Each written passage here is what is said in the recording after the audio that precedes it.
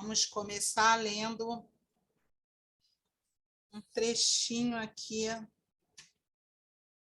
do livro Vinhos de Luz, pelo Espírito Emmanuel, psicografia de Chico Xavier, lição 53. Sementeiras e ceifas. Porque o que semeia na sua carne, da carne ceifará a corrupção. Paulo, Gálatas, capítulo 6, versículo 8. Plantaremos todos os dias, é da lei. Até os inativos e ociosos estão cultivando o joio da imprevidência. É necessário reconhecer, porém, que diariamente colheremos. Há vegetais que produzem no curso de breves semanas. Outros, no entanto, só revelam frutos na passagem laboriosa de muito tempo. Em todas as épocas, a turba cria complicações de natureza material, acentuando o labirinto das reencarnações dolorosas, demorando-se nas dificuldades da decadência. Ainda hoje, surgem os que pretendem curar a honra com o sangue alheio e lavar a injustiça com as represárias do crime. Daí o ódio de ontem gerando as guerras de hoje, a ambição pessoal formando a miséria que advir, os prazeres fáceis reclamando as retificações de amanhã. Até hoje, decorridos mais de 19 séculos sob o cristianismo, apenas alguns discípulos, de quando em quando, compreendem a necessidade da sementeira da luz espiritual em si mesmos, diferente de quantas se conhecem no mundo, e avançam a caminho do mestre dos mestres. Se desejas, pois, meu amigo, plantar na lavoura divina, foge ao velho sistema de semeaduras na corrupção e ceifas na decadência. Cultiva o bem para a vida eterna. Repara as multidões encarceradas no antigo processo de se levantarem para o erro e caírem para a corrigenda. E segue rumo ao Senhor, organizando as próprias aquisições de dons imortais. Graças a Deus. Uma mensagem tão bonita, né? Mostrando que nós temos que começar pelo nosso próprio plantio, né? Que seja a transformação de cada um de nós, pessoal, sem apontar os dedos para os outros, mas buscando nosso próprio melhoramento, aprimoramento.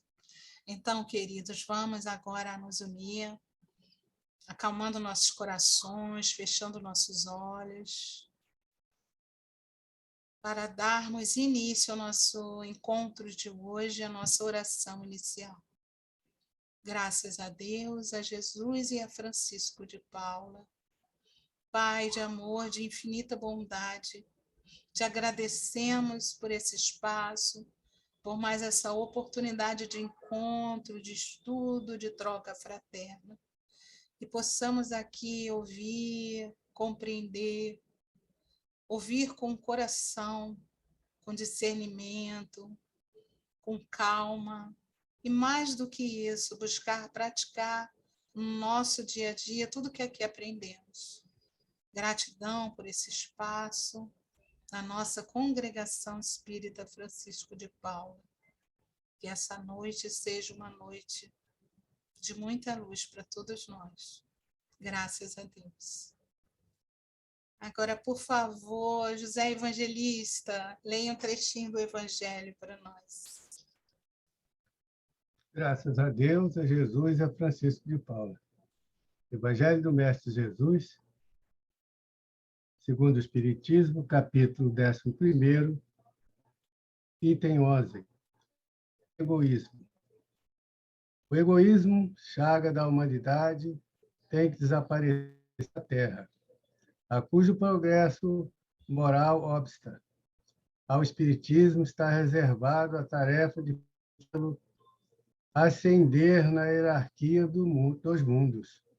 O egoísmo é, pois, o alvo para o qual todos os verdadeiros crentes devem apontar suas armas, dirigir suas forças, sua coragem, porque dela muito mais necessita cada um para vencer a si mesmo do que para vencer os outros.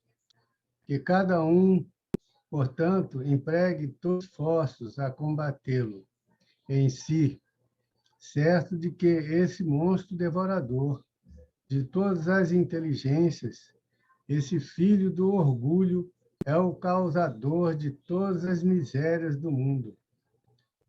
É a negação da verdade e, por conseguinte, o maior obstáculo à cidade dos homens. Graças a Deus, a Jesus e a Francisco de Paula. Muito obrigada, querido. Agora nós vamos passar a palavra para a nossa irmã, tia Aurora, querida, e ela vai fazer o estudo para nós essa noite. Boas vibrações, querida. Obrigada, tia Ana. Graças a Deus, a Jesus e a Francisco de Paula. Boa noite, irmãs e irmãos. Que a doce paz do meigo Jesus, nosso amado irmão e mestre, nos envolva a todos nessa noite e que nós possamos aliar a leitura do Evangelho com o nosso estudo, que os dois ficaram bem casadinhos, bem bonitos, e que Jesus nos ajude no entendimento desse estudo. Porque o nosso estudo de hoje é sobre o Evangelho segundo o Espiritismo, capítulo 15, itens 1 a 3, que nos fala sobre a caridade. Palavra que originalmente significa amor a Deus e ao próximo. Já ouvi alguém me dizer, ai, meu Deus, não aguento mais ouvir falar de caridade, caridade. No centro só se fala de caridade, mas imagine se nós não falássemos, né? Imagine como seria a situação.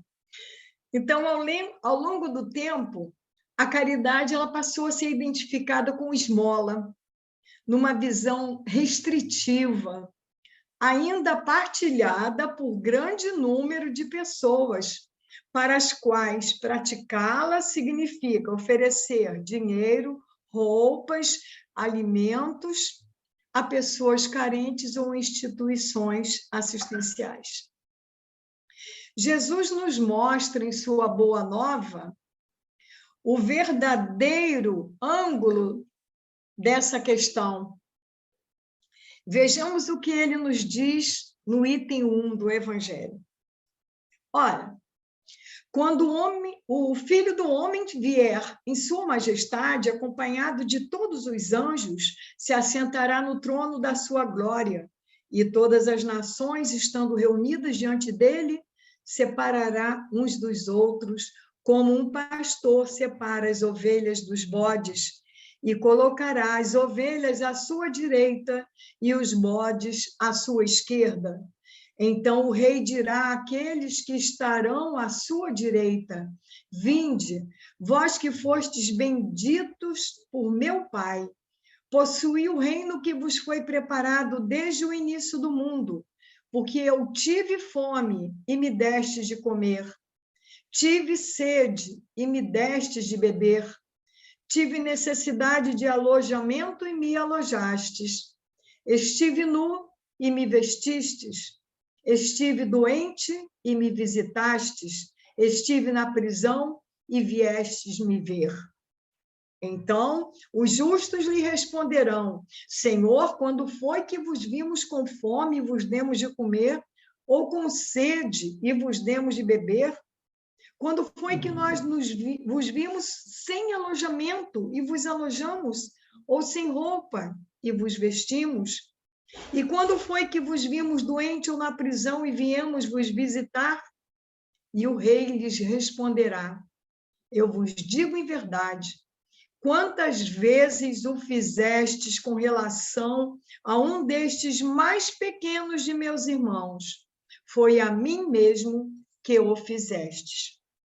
E dirá em seguida: Aqueles que estarão à sua esquerda, retirai-vos de mim, malditos, ide para o fogo eterno que foi preparado para o diabo e para seus anjos. Porque eu tive fome e não me deste de comer, tive sede e não me deste de beber, tive necessidade de alojamento e não me alojastes, estive nu e não me vestistes, estive doente na prisão e não me visitastes. Então eles lhe responderão também: Senhor, quando foi que vos vimos ter fome, ter sede, ou sem alojamento, ou sem roupa, ou doente, ou na prisão, e deixamos de vos assistir? Mas ele lhes responderá: eu vos digo em verdade, todas as vezes que deixastes de dar essas assistências a um desses mais pequenos, deixastes de as dar a mim mesmo. Essa passagem, que na Bíblia encontra-se no Evangelho de Mateus, capítulo 25, versículos 31 a 46, faz parte das orientações feitas por Jesus aos seus discípulos no Monte das Oliveiras, 2 dias antes da Páscoa e de sua crucificação, como seus últimos ensinamentos. Esse discurso do Cristo nos fala de um juízo final, onde todos os homens seriam reunidos e o Senhor separaria os bons dos maus, dando aos bons a honra de ficar à sua direita e de permanecer em sua presença. Aos maus seria destinado por esse Senhor um lugar de tormentos eternos, junto a espíritos muito maus. Ora, as duras palavras de Jesus eram dirigidas a homens rudes, que só compreendiam coisas materiais. Daí ele falar de pastores, ovelhas e bodes, colocando as ovelhas como personificação dos bons, já que as ovelhas eram muito mais valiosas do que os bodes. Ele precisou falar de castigos, de penas eternas, para que atemorizados cumprissem suas orientações, que eram fazer o bem e a quem fosse necessário, sem questionar sobre sua origem, crença ou qualquer outro quesito. Simplesmente ajudar a quem precisasse, dar-lhe condições de vida digna. Jesus colocou a caridade como a chave que abre as portas do paraíso, para que eles e nós também entendêssemos que ela é a virtude que contém todas as virtudes, e porque é a negação absoluta do orgulho e do egoísmo, que são as chagas da humanidade, como leu o nosso irmão José Evangelista no Evangelho. No item 12, logo a seguir, o Espírito Pascal nos diz que o egoísmo é a negação da caridade e que sem a caridade não haverá tranquilidade nem segurança na sociedade. Não adianta armar as pessoas, temos que ensiná-las a amar umas às outras. Aí sim nós teremos paz e segurança na sociedade. Com o egoísmo e o orgulho, a vida será sempre uma correria em que vence o espertalhão, uma luta de interesses pessoais, em que serão prejudicadas as mais caras afeições, em que nem os laços da família serão respeitados. Estamos vivenciando essas palavras. Tantas pessoas estressadas, angustiadas, injustiçadas, desempregadas, pagando pesados impostos, vendo a corrupção graçar em toda parte, o certo sendo considerado errado e o errado sendo considerado certo. Vemos que o ensino de Jesus ia muito além da questão de salvação pessoal. A atitude caridosa ou não de cada um repercute em toda a sociedade. Ninguém será feliz cuidando apenas de sua própria felicidade. Deus nos criou para sermos felizes na coletividade. A felicidade está destinada a nós desde já, neste mundo, se a procurarmos. Não nos prazeres materiais, mas na prática do bem. Há uma passagem do Evangelho na qual Jesus diz: onde 2 ou mais estiverem reunidos em meu nome, eu estarei no meio deles. Confesso que levei bastante tempo para entender por que Jesus não disse estar presente onde estivesse uma pessoa só. É preciso que haja 2 ou mais. É que Jesus hoje está presente onde, em lembrança de seu grande amor por nós e de seus ensinamentos, vivencia-se a caridade através da tolerância, do perdão, da paciência, da compreensão, da compaixão, da fraternidade. O que só é possível onde houver 2 pessoas ou mais.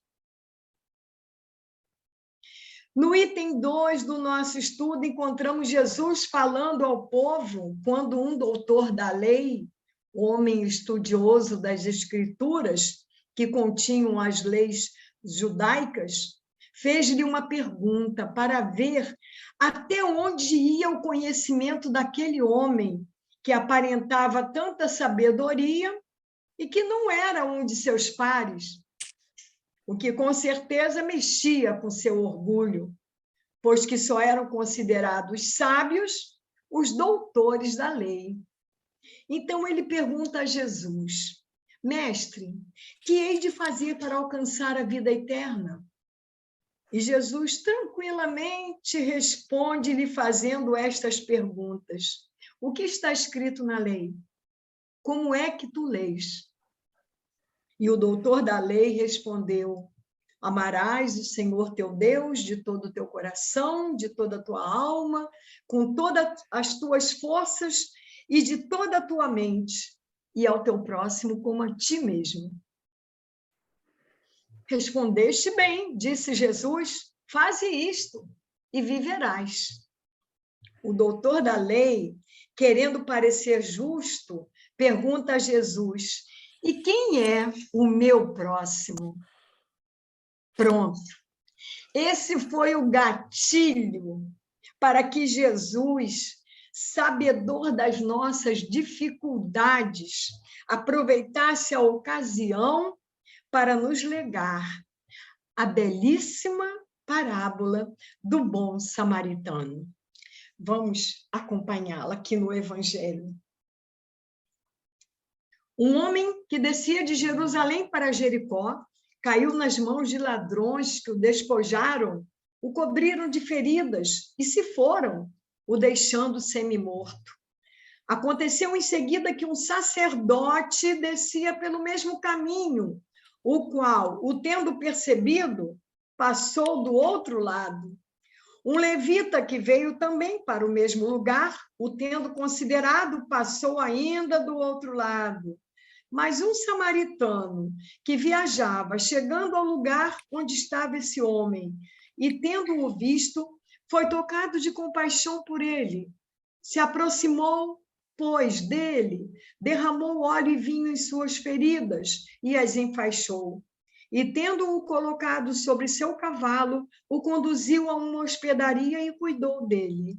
No dia seguinte, tirou 2 moedas e as deu ao hospedeiro, dizendo: Tende bastante cuidado com este homem, e tudo o que despenderdes a mais, eu vos restituirei no meu regresso. Qual desses 3 vos parece ter sido o próximo daquele que caiu nas mãos dos ladrões? O doutor prontamente lhe respondeu: aquele que exerceu a misericórdia para com ele. Então Jesus lhe disse: e depois e fazei o mesmo. Através desta parábola, que é uma história com um cunho moral, um ensinamento, Jesus nos deixa alguns ensinamentos. Um deles é que, para conquistarmos a vida eterna, a felicidade, não basta saber de cor e salteado, como diziam os antigos, eu não, tá? Os antigos que diziam isso, sabe? Saber de cor e salteado os textos bíblicos. Não basta conhecer as obras de André Luiz, Joana de Ângeles e Emmanuel. Rezar milhares de orações e terços. Fazer 1000 jejuns e vigílias. Não basta isso. O que é preciso é pôr em prática o que já aprendemos. É viver a lei de amor e fraternidade que o Cristo nos revelou e exemplificou, porque o Cristo não apenas falava, ele falava e fazia para que a gente aprendesse. Aquele para o qual Jesus contou esta parábola era um doutor em teologia, profundo conhecedor da religião, mas que, mesmo sendo um mestre religioso, provavelmente não estava tranquilo com sua consciência. Portanto, não é o que já sabemos que nos faz bem, mas o que fazemos com o que já sabemos. Outro grande ensinamento da parábola do bom samaritano é que o nosso próximo não é apenas o nosso amigo querido, o nosso familiar, o nosso companheiro de casa religiosa, mas sim todo aquele que necessita de ajuda, independentemente de seu país de origem, de sua religião, de seu comportamento social, de sua orientação sexual, enfim, de qualquer rótulo. O que unicamente importa é que é um ser necessitando de alguém que o assista em suas aflições. Mais um ensinamento desta parábola. Pelo homem ferido à beira da estrada passaram pessoas importantes. Um sacerdote, que era o homem dedicado aos rituais religiosos, um daqueles que conviviam estreitamente com Deus. Passou também um levita. Os levitas eram descendentes de Levi, um dos 12 filhos de Jacó. Eram responsáveis por cuidar do templo de Jerusalém, construído pelo rei Salomão. Ambos, sacerdote e levita, indo para o templo, a fim de cumprir com suas obrigações religiosas. Passaram por ali, viram o homem ferido, mas nem pararam. Seguiram em frente, zelosos que eram com seus compromissos, considerando que aquele homem não era problema deles.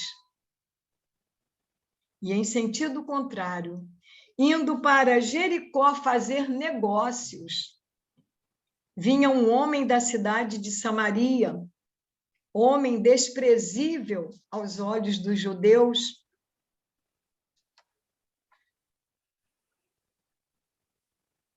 Ele era tido como herege e vê o ferido.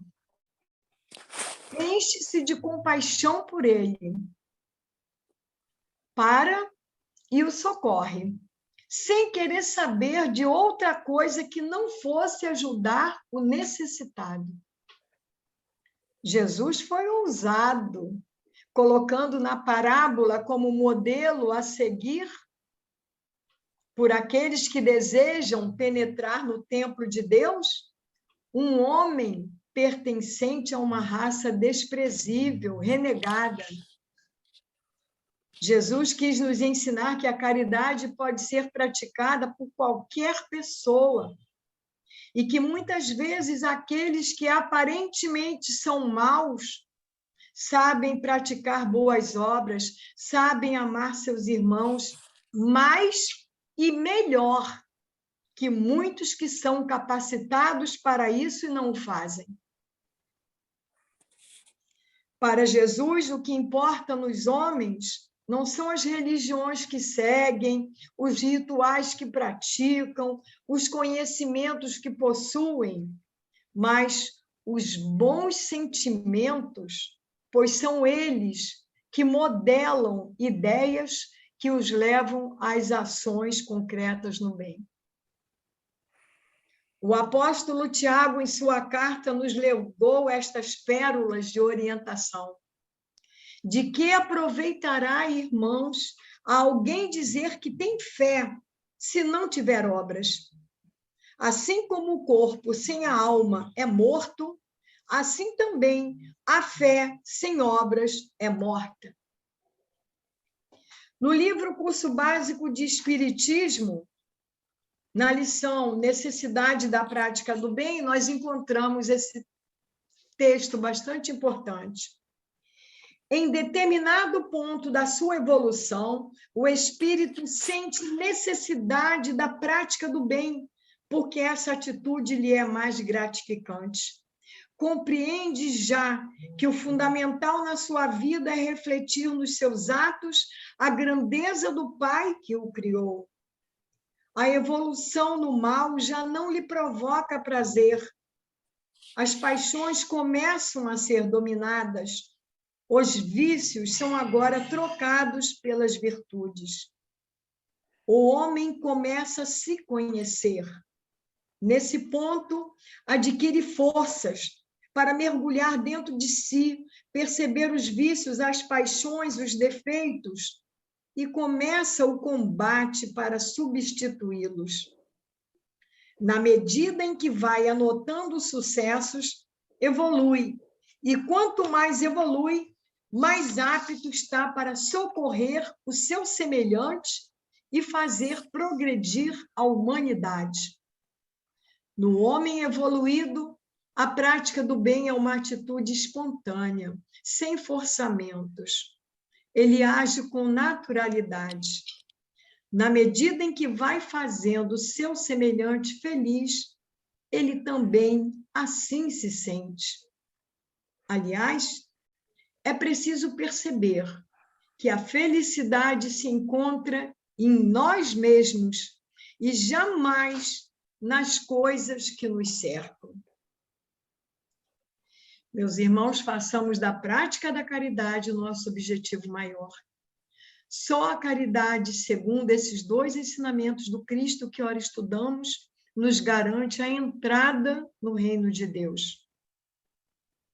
E não nos esqueçamos da preciosa máxima do apóstolo Paulo, encontrada no capítulo 15, item 10, consagrada por Allan Kardec, no mesmo capítulo, item 8, fora da caridade, não há salvação. A passagem da primeira epístola de Paulo aos Coríntios, capítulo 13, versículos 1 a 7, nos diz ser a caridade a virtude que contém todas as virtudes. A caridade é o dom total. No Evangelho segundo o Espiritismo, esta passagem encontra-se no capítulo 15, no item 6. Ainda quando eu falasse todas as línguas dos homens, e mesmo a língua dos anjos, se não tivesse caridade, não seria senão como um bronze sonante e um símbolo retumbante.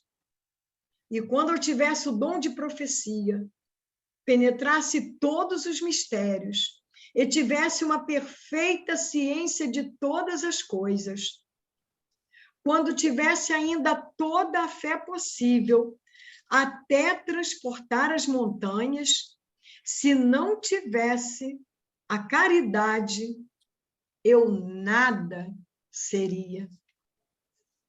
Quer dizer, nada importa se não houver caridade nos movendo. Nós queremos hoje falar da nossa gratidão a tantos irmãos que passaram pela vida, pela caminhada na Terra, praticando a caridade, muitos anonimamente, muitos pouco conhecidos. E como eu fiquei conhecendo esse há pouco tempo, eu quis compartilhar com vocês, porque tem tudo a ver com o nosso estudo. Está no livro Vida e Felicidade, de Marcos de Mario. Como um homem preocupado com seus negócios pode se tornar humanista e criar uma organização internacional de amparo às vítimas de guerras e catástrofes?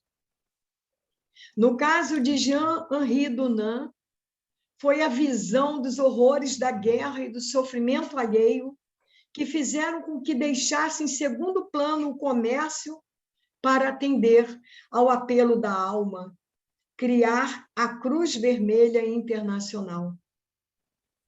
Nascido em Genebra no ano de 1828, ele viveu parte de sua vida na Itália como representante comercial, e foi por causa dos negócios que não iam bem que ele decidiu procurar o imperador francês Napoleão III, que na ocasião estava em campanha militar junto aos italianos para expulsar os austríacos de seu território. Era a ocasião perfeita para conseguir auxílio financeiro e fechar novos negócios comerciais. Então, um fato mudou radicalmente a vida de Henri Dunant. Para alcançar seu objetivo, ele acompanhou as tropas na Batalha de Solferino e, diante dos mortos e feridos, não se conteve, organizando espontaneamente um serviço de primeiros socorros. Profundamente marcado por essa experiência, ele escreve um livro propondo a criação de grupos nacionais de ajuda para apoiar os feridos em situação de guerra. E sugeriu ainda a criação de uma organização internacional que permitisse melhorar as condições de vida e prestar auxílio às vítimas da guerra. O ideal tanto o instigava que no ano seguinte fundou a Cruz Vermelha Internacional, reconhecida imediatamente pela Convenção de Genebra e que iria se tornar um marco na história da humanidade.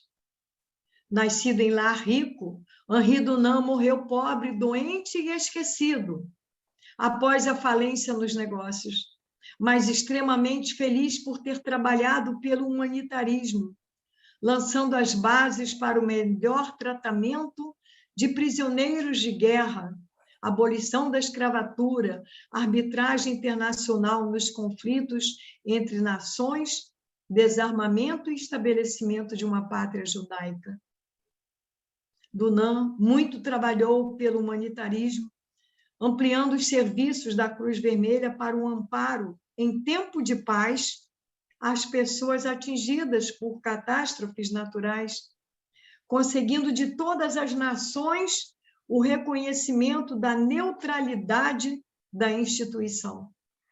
Apesar de todos os esforços e do reconhecimento obtido, ao voltar para Genebra, encontrou o desdenho e o ostracismo, ficando na solidão por 20 longos anos, quando, em 1895, redescoberto, começou a receber homenagens e prêmios internacionais. Velho e doente, em 1910 recebeu o reconhecimento mundial por seus esforços humanitários, ganhou o Prêmio Nobel da Paz. E aqui, mais uma vez, o humanista Henri Dunant revelou-se.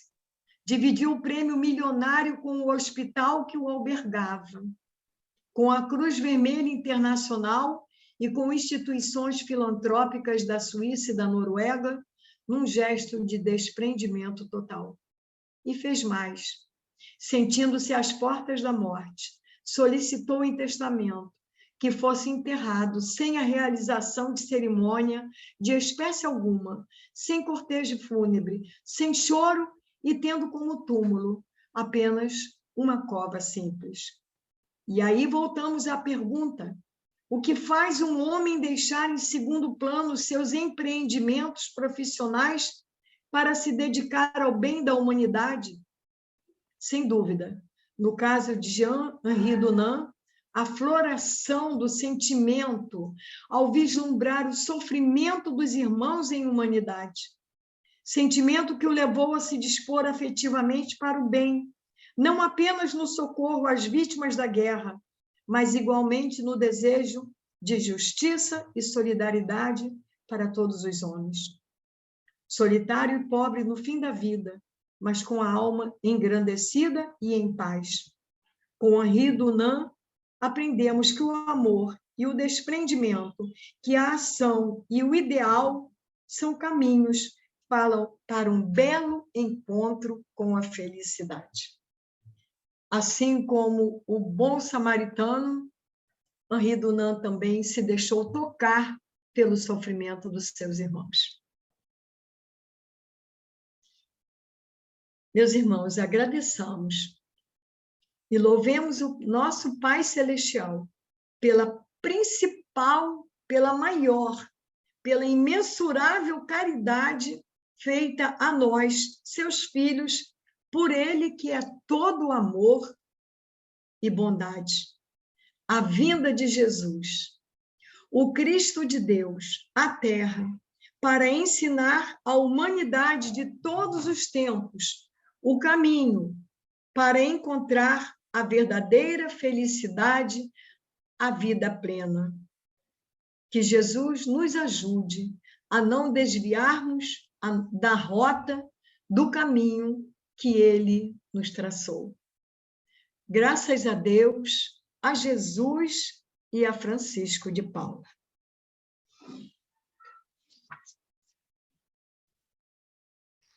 Muito obrigada, querida, pelo seu lindo estudo. Eu que agradeço, tia Ana. A gente possa, mais do que guardar, né? Buscar essa prática, não é? Muito linda a história. Queridos, agora nós vamos pensar em todos os nossos irmãos. Chegou o momento da irradiação, né? Nós já recebemos tanto aqui com esse estudo tão bonito. Então, agora nós vamos fechar nossos olhos. Graças a Deus, a Jesus e a Francisco de Paula. E pedir pelos nossos irmãos, a começar, irmãos, buscando ampliar a presença de Deus que está em nós, essa nossa luzinha interior, pedindo perdão a todos aqueles que tenhamos ofendido de alguma forma e começar a buscar irradiar essa luz aos nossos lares, aos nossos entes queridos, aqueles que dividem o teto conosco, aqueles que estão próximos de nós. E que essa luz se amplie com a presença de Jesus em nossas vidas. E que possa abraçar os nossos vizinhos, a nossa comunidade, a nossa cidade, o nosso país, o nosso planeta. E os bons espíritos iluminados através da própria bondade, do progresso que alcançaram em suas lutas pessoais, possam amparar os nossos irmãos que passam por qualquer tipo de dificuldade, que vivem em zonas de conflito, que passam situações de fome, de desalento, de dores, de doenças. E sejam atendidos todos os locais, hospitais, creches, abrigos, asilos, prisões, Senhor. Ampara todos os irmãos que habitam aqui o nosso planeta, principalmente aqueles que ainda não te conhecem, Pai. Que a esperança brote no coração de cada um e que todos possam, desde já, refazer os seus caminhos, para que juntos caminhemos para o progresso desse nosso lindo planeta azul. Graças a Deus, a Jesus e a Francisco de Paula. E agora, por favor, Denise, pode fazer por nós a prece para os nossos irmãos desencarnados.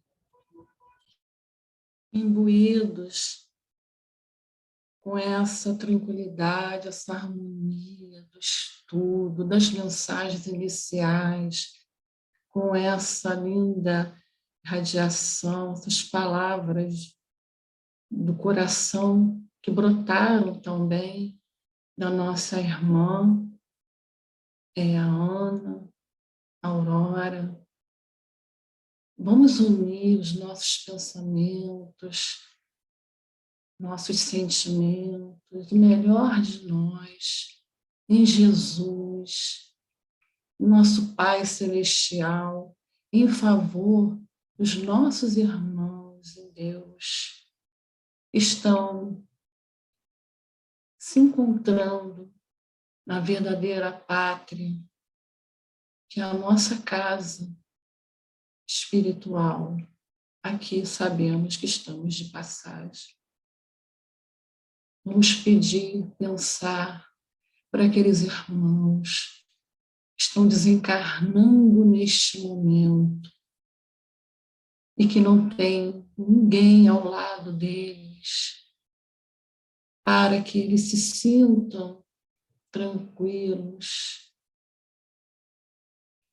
sentindo paz, mas com as vibrações, o amor de Jesus, eles enxergarão que sozinhos não estão.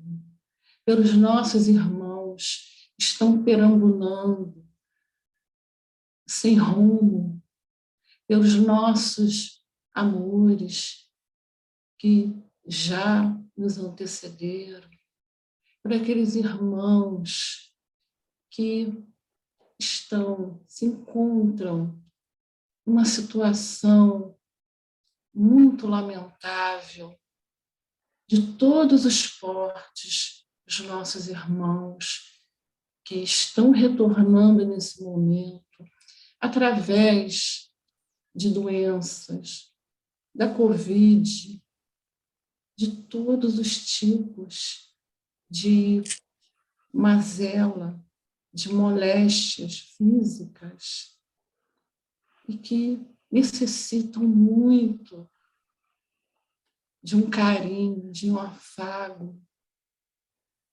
que necessitam ser entendidos, compreendidos em suas dores.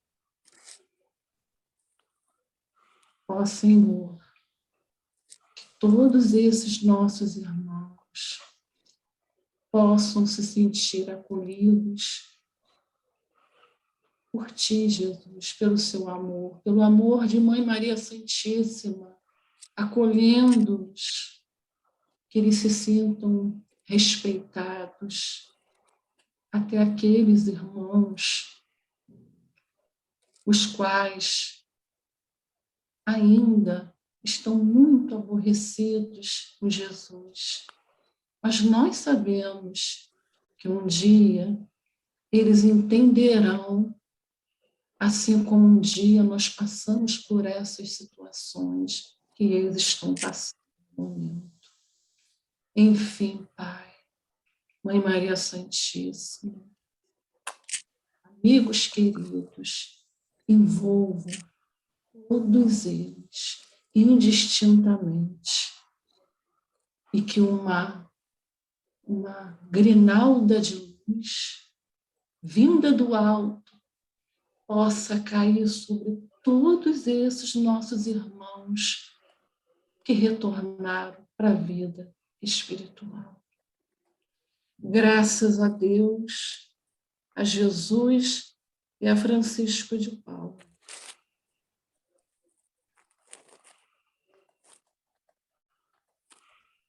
Graças a Deus. Obrigada, querida. Antônio, por favor, faz a nossa prece de agradecimento. Graças a Deus, a Jesus e a Francisco de Paula. Pai amado, te agradecemos por este lindo estudo da nossa irmã Aurora, que tantos esclarecimentos, que tantas reflexões nos trouxe nesta noite tão abençoada, Pai. E que nós, na qualidade de espíritas, possamos fazer o nosso trabalhinho de formiga, porque é nos pequenos trabalhos que construiremos uma grandiosa obra, Pai. Agradecemos toda a espiritualidade amiga, os benfeitores da Casa de Francisco de Paula, que nos deram esse suporte para que a nossa reunião transcorresse na mais perfeita paz. E que na próxima quarta-feira, Senhor, estejamos aqui mais uma vez, reunidos em Teu nome, e que a Tua luz continue irradiando e tocando em todos os nossos corações, Pai. Te agradecemos profundamente. Graças a Deus, a Jesus e a Francisco de Paula.